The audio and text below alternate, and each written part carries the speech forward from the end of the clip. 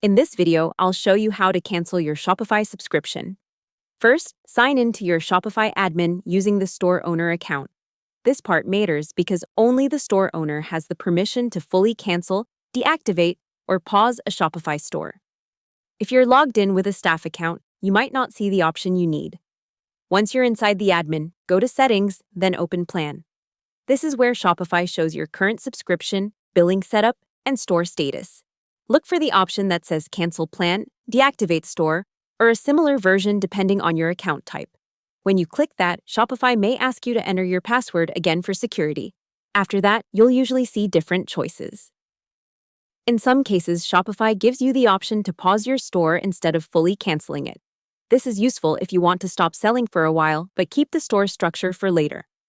If your goal is to fully end the subscription, continue through the cancellation flow.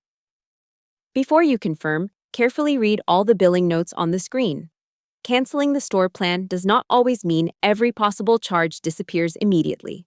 For example, you may still need to deal with third-party app subscriptions, custom domain renewals, chargebacks, or other connected services. Before canceling, it's a good idea to export anything important from your store, such as your products, customer list, order history, or reports.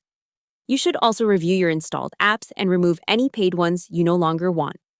Once everything is ready, confirm the cancellation and wait for Shopify's final message. After that, check your email for any confirmation notices or billing updates. If you think you may return later, save important login and business details before closing the store. That's how to cancel your Shopify subscription. Hope the tutorial was helpful. Subscribe to my channel and see you in the next video.